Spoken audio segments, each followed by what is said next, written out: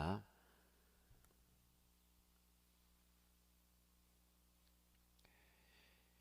요한복음 21장 1절에서 14절까지 말씀을 함께 읽겠습니다.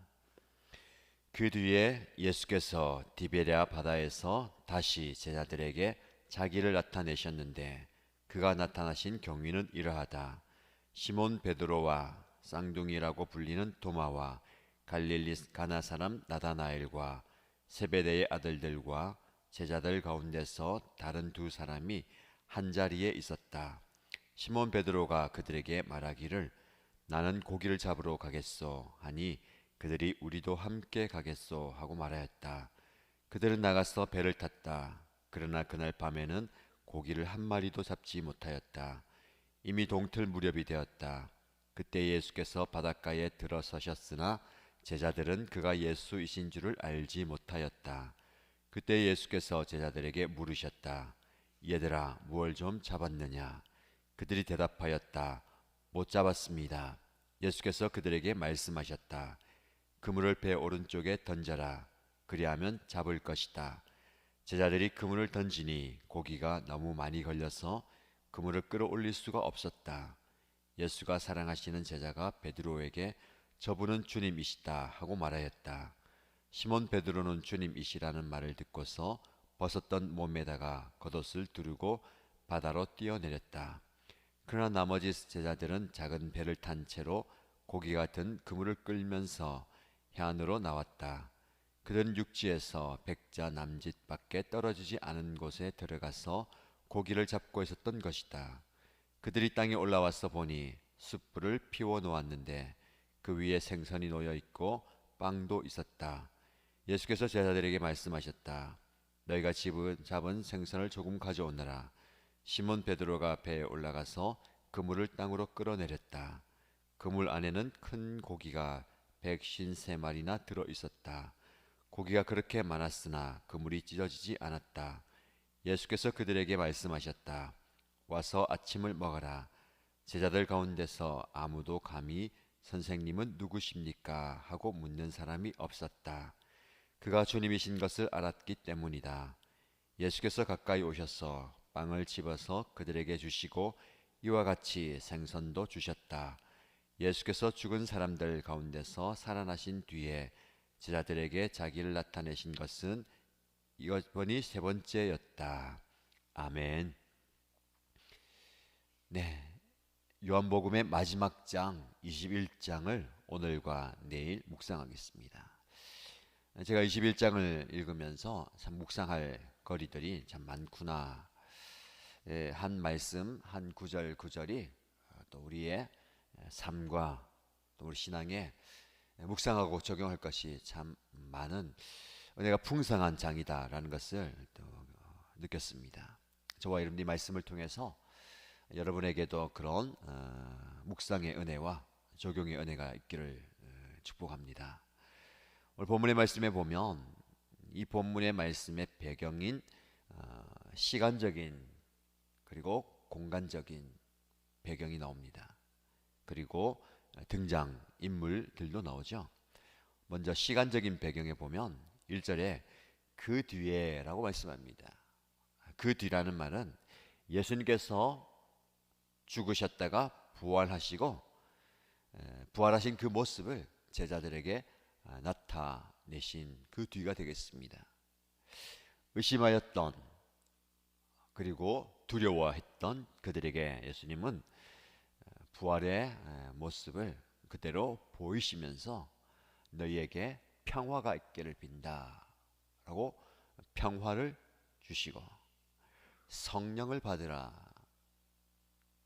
이 복음을 증거하기 위해서 성령을 받으라 라고 말씀하셨고요. 보지 못하고 믿는 것이 복되다 라면서 그들의 믿음을 북돋아 주셨습니다. 그런 은혜와 사명과 축복을 받은 뒤다라고 볼 수가 있습니다. 근데 가만히 말씀을 묵상하면 그런 부활의 주님을 만났음에도 주님이 주시는 평화를 경험했음에도 성령의 능력과 믿음을 북돋아 주었음에도 불구하고 제자들은 뭔가 획기적인 변화를 일으키지 못합니다. 그래서 가만히 말씀을 묵상하고 우리에게 적용할 수 있는 것은 우리가 주님을 만났다고 단번에 우리의 삶이 확 바뀌는 게 아니다라는 것을 보게 됩니다. 우리의 신앙의 성숙과 성장과 주님을 향한 헌신에는 시간의 흐름이 필요하고 어떤 과정이 필요합니다. 주님과의 만남, 깨달음의 과정, 내 삶을 돌아보고 정리하는 과정이 필요합니다. 때로는 상실과 잃어버리 그리고 과정. 여러분들이 어떤 과정에 있습니까? 어떤 순간에 있습니까? 그 순간이 주님을 만나는, 또 주님을 만난 뒤에 내 삶을 돌아보고 정리하고 또 다시 한번 일어서는 그런 과정에 여러분이 있다면 그 과정을 잘 지나시고 결과적으로 하나님의 때에 하나님의 사람으로 서시고 하나님의 일을 감당하게 되기를 바랍니다. 장소의 배경은 디베랴 바다에서라고 말씀합니다. 여러분, 이스라엘이 남북으로 길게 이제 뻗어져 있는데 위쪽 북쪽 지역을 갈릴리 지역이라고 합니다. 갈릴리 호수 혹은 바다가 있기 때문이죠. 그런데 그 갈릴리 바다를, 호수를 다른 말로 부르기도 합니다. 그 호수를 주변으로 여러 도시들이 있었는데 그 도시의 이름을 붙여서, 즉 그 도시와 연관해서 부를 때에 게네사렛 마을 있는 곳에서는 게네사렛 호수라고 이야기합니다. 그러면 디베랴 바다는 디베랴라는 동네를 드러내면서 부르는 바다입니다. 디베랴는 그 당시 로마 황제인 티베리우스를 기념하고 상징하기 위해서 새롭게 건설한 도시입니다. 자발적으로 도시를 건설한 게 아니라 헤롯이 로마 황제에게 잘 보이기 위해서 무리하게 백성들을 동원해서 노동력을 착취해서 그 도시를, 즉 신도시를 지었습니다. 많은 인력과 재정이 들어갔기 때문에 사람들을 동원하고 심지어는 무리하게 세금을 걷어가기도 했습니다. 이 디베랴 호수에서 낚시를 하고 고기를 잡는 어부들도 마찬가지입니다. 일정량의 바쳐야 할 세금 때문에 굉장히 힘들죠.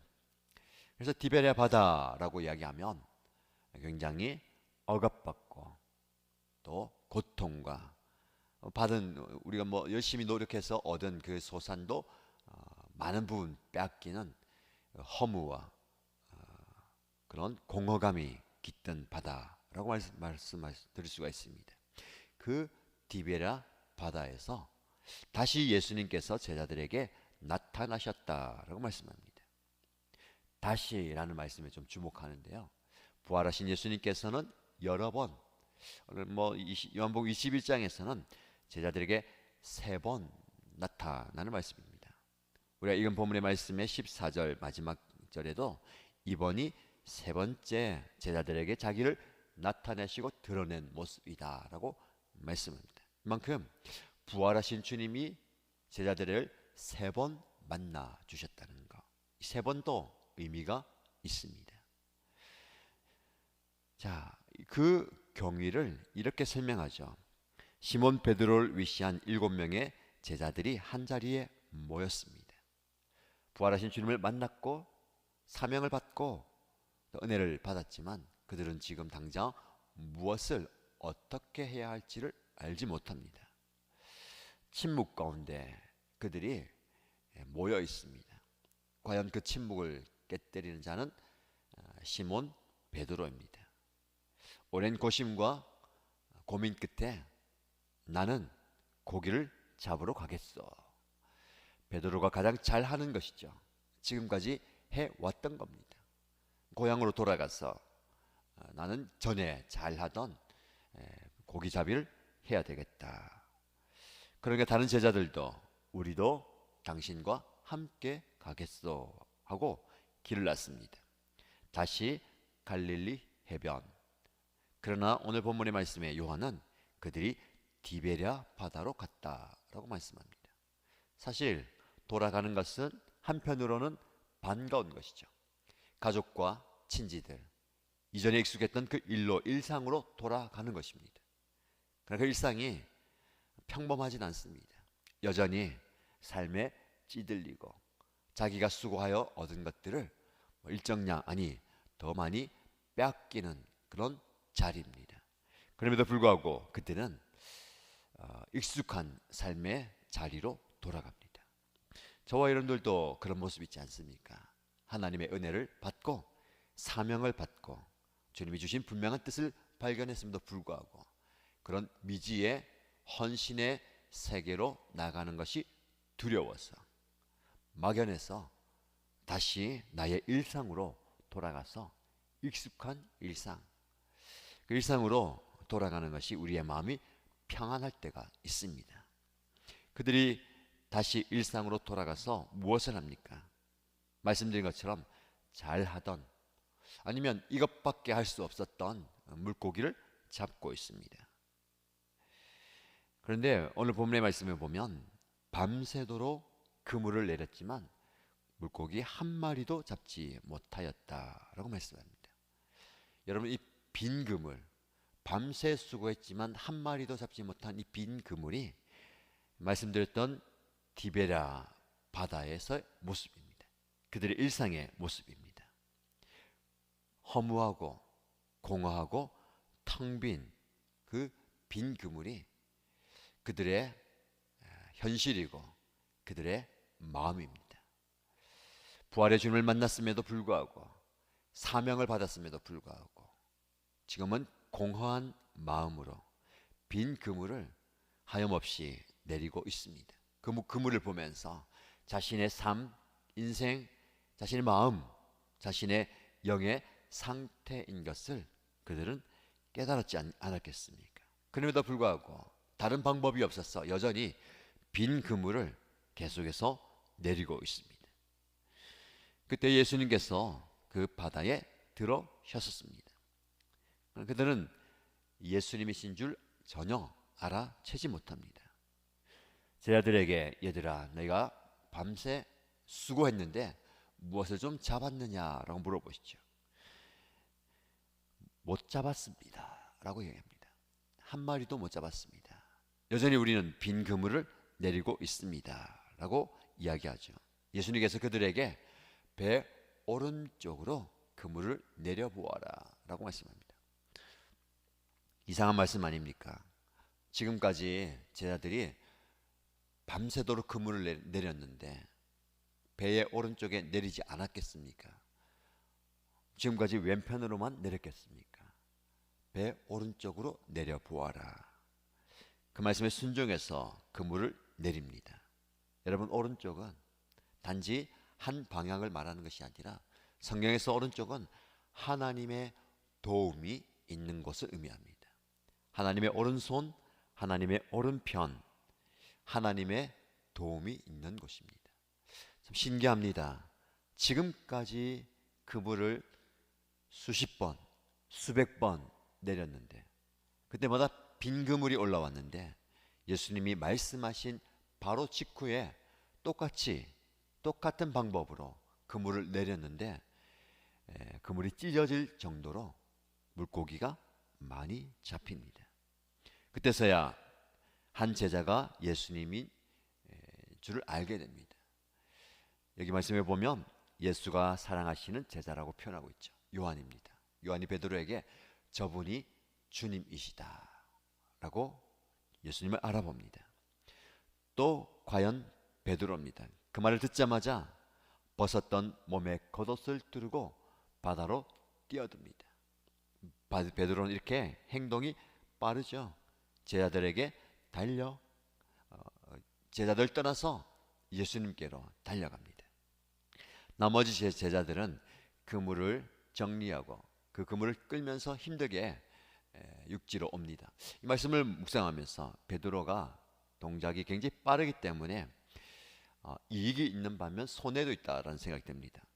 그럼 제자들의 입장에서 보면 베드로는 동작이 빠르기 때문에 수고하는 바가 조금 없습니다. 오늘 본문의 말씀을 보면 그 그물을 정리하고 당기고 노를 저어서 가야 되는 것은 다른 제자들의 몫이에요. 물에 뛰어들어서 예수님에게 달려간 제자는 그 수고를 하지 않습니다. 인간적으로 생각하면 베드로를 향해서 제자들이 왜 우리만 이렇게 힘들게 노를 젓고 그물을 당기고 힘들게 가야 되느냐라는 생각을 했을 것 같다는 것을 제가 묵상하게 되었습니다. 그런데 베드로가 뭐 헤엄치고 갔다, 예수님을 먼저 만났다라는 말씀은 없습니다. 다른 제자들이 작은 배를 타고 고기가 든 그물을 끌면서 해안으로 나왔다. 육지에서 한 100자 정도 떨어져 있었다라고 얘기합니다. 100m 정도였기 때문에 어떻게 보면 금방도 왔겠죠. 그때 그들이 모두 땅에 올라와 보니까 예수님께서 숯불을 피워 놓았다라고 말씀합니다. 베드로가 먼저 도착했다면 예수님과 함께 숯불을 피웠을 겁니다. 이런저런 이야기를 했는지 안 했는지는 모르겠지만 제가 묵상한 것은 베드로가 감히 예수님에게 한 말씀도 못했지 않았겠는가. 왜냐하면 예수님과 함께 숯불을 피웠는데, 여러분 이 숯불은 얼마 전에 예수님께서 그 칠흑같이 어두운 밤에 횃불과 등불과 무기를 들고 무리들이 예수님을 잡아가서 그 제사장의 안뜰에서 신문을 받으실 때에 베드로는 그 숯불 아래 옆에서 예수님을 3번이나 모른다고 부인했습니다. 그 숯불이 타닥타닥 하면서 타오를 때에 예수님을 부인하는 그 순간 예수님의 눈과 마주쳤습니다. 예수님이 닭 울기 전에 네가 나를 부인할 것이다 라는 말씀을 떠올리면서 닭 울음소리와 함께 그는 벽에다 대고 통곡하였습니다. 숯불을 피운다는 것은 얼마 전에 있었던 그 예수님을 부인했던 그 장면과 그 모습이 베드로의 뇌리에 생생히 떠올랐을 겁니다. 그 숯불을 피우고 예수님께서 너희가 지금 잡은 생선을 조금 가져오라 라고 말씀하죠. 그때 누가 가장 먼저 움직입니까? 시몬 베드로가 당장 달려가서 배에 올라가서 그물을 땅으로 끌어내렸다. 그 그물 안에는 물고기가 153마리가 있었다라고 말씀합니다. 요한 오늘 본문에서 굉장히 사실적으로 구체적으로 성경을 기록합니다. 디베랴 바다에서 제자들의 수를 7으로 이야기하면서 그리고 숯불을 피우고 물고기가 153마리가 있었다.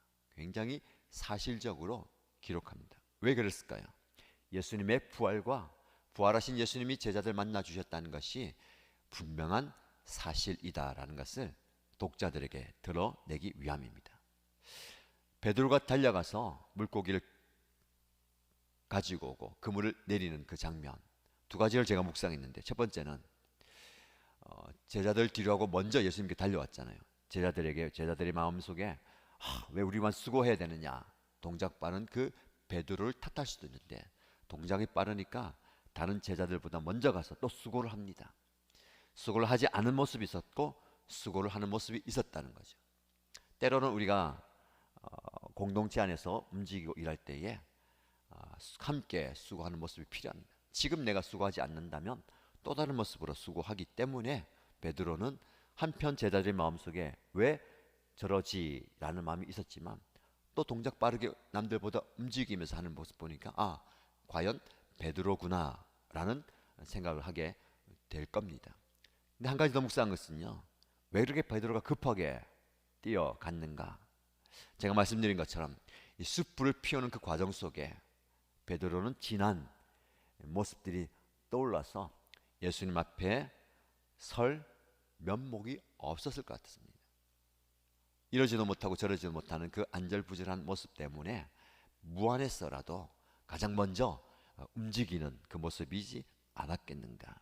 그러나 내일 묵상할 그 말씀 속에 예수님은 그 베드로의 아픔과 상처를 어루만져 주십니다. 내일 함께 묵상하도록 하고요. 오늘 본문 말씀은 돌아갔어요. 예수님께서는 그 장소에서 아침을 준비해서 제자들에게 와서 아침을 먹어라. 예수님께서 식사를 제공합니다. 또 다른 성만찬입니다. 십자가에서 달리기 전에 제자들과 함께 성만찬, 식사를 하시면서 이것은 내 몸이다, 내 피다라고 하면서 빵과 포도주를 드셨죠. 이제 부활하신 뒤에 허기진 제자들과 함께 물고기를 구워서 식사를 하십니다. 그러면서 그들의 육체의 허기짐을 채워 주십니다. 오늘 본문의 말씀에 보면 두 가지 공허함이 나오는데, 첫 번째는 빈 그물입니다. 아무리 수고해도 아무것도 얻지 못하는 그 모습, 저와 여러분의 모습 아닙니까? 일상에서 많은 그물을 내리고 수없이 그물을 내리지만 가정에서 여러분들이 자녀를 위해서, 부모를 위해서, 배우자를 위해서, 가정을 위해서 그물을 던지지만 당겨오는 그물은 항상 빈 그물 같은 그런 공허함이 있습니까? 인생에도 마찬가지입니다. 매일 출근하고 매일 일하고 열심히 수고하고 땀 흘리지만 당기면 당길수록 가벼운 빈 그물이 나의 손에 쥐어지지 않습니까? 그만 던지고 싶고 그만 멈추고 싶은 그런 빈 그물의 공허함이 바로 저와 여러분의 인생입니다. 어쩔 수 없습니다. 인생의 삶이 그렇죠. 예수님께서 역사하셔서, 예수님께서 우리의 삶 가운데 찾아오셔서 그 빈 그물을 채워 주셔야 합니다. 근데 우리는 그 빈 그물을 생각하지 않고, 빈 그물을 던지지 않고 그냥 예수님 말씀만 하사 내 배에 그물이 가득 차게 해 주십시오 라고 할 때가 많습니다. 그러나 우리는 힘들지만 어렵지만 여전하지만 그물을 던져야 합니다. 하나님의 때에 하나님께서 그 빈 그물에 물고기가 가득 차게 해 주실 겁니다. 지금 여러분 빈 그물을 얼마나 던지고 계십니까? 그래도 끊임없이 그 빈 그물을 던지십시오. 언젠가 하나님께서 그물에 빈 그물이 아니라 153마리의 물고기를 채워 주실 것입니다. 또 다른 공허함은 허기진 배입니다. 밤새도록 수고했는데 이 배고픔, 허기짐은 여전합니다. 우리 주님께서 다정하게 숯불을 피워서 물고기를 구워서 여러분에게 제공하십니다. 그런데 이 채워짐은요, 시간이 지나면 또 비워집니다. 153마리의 물고기는 금방 사라집니다. 오늘 배부르게 먹었던 그 포만감은 때가 되면 사라집니다. 우리의 인생이 그렇습니다. 아무리 많이 채운다고, 넉넉하게 채운다고 해서 시간이 지나면 사라지는 것이 우리의 인생의 공허함입니다. 그 공허함을 부활하신 예수 그리스도로 채우십시오. 예수님이 주시는 것으로 채우지 마시고 예수님 자신, 예수님 존재로 채워 가십시오. 우리에게 필요한, 우리에게 주시는 은혜입니다. 우리 예수님으로 충만한 여러분의 삶이 되기를 주님의 이름으로 축복합니다. 기도하겠습니다. 부활하신 주님, 주님께서 제자들의 그 공허함을 채워 주시는 장면을 보게 됩니다. 빈 그물을 밤새도록 내리면서 여전히 가벼운 빈 그물을 당기고 있는 순간 예수님께서 말씀하심으로 그 빈 그물에 가득히 고기가 채워졌음을 봅니다. 그 수고로 인하여서 밤새 허기진 그 배를 주님께서 다정하게 숯불에 구운 고기로 채워주심을 보게 됩니다. 우리의 일용할 양식과 우리의 필요를 우리 예수님께서 채워주시는 줄 믿습니다. 그렇다고 해서 우리가 그냥 가만히 있어서 입만 벌리는 것이 아니라 내 인생과 내 사역과 섬김의 자리에서 변함없이 빈 그물이라도 여전히 성실하게 던지는 우리의 모습이 되게 하여 주옵소서. 오늘도 우리의 빈 그물을 가지고 디베랴 바다로 나가는 우리 성도들과 함께 하셔서 하나님의 때에 그 빈 그물에 아름다운 결실과 열매들을 채워 주실 줄 믿습니다. 낙심하지 않고 좌절하지 않고 포기하지 않고 우리 인생의 빈 그물을 잘 내릴 수 있는 저희들 되게 하여 주옵소서. 그러나 그 그물과 우리의 허기진 배를 채워진 것으로만 만족하지 않게 하시고 더 풍성한 부활의 주님이 주시는 영광을 우리의 삶 가운데 채워가는 저희들 되게 하여 주옵소서. 그런 은혜가 가득한 오늘 하루가 되게 하시고 우리의 인생이 되게 하여 주옵소서. 은혜 주실 줄 믿고 살아계신 예수님의 이름으로 기도드립니다. 아멘.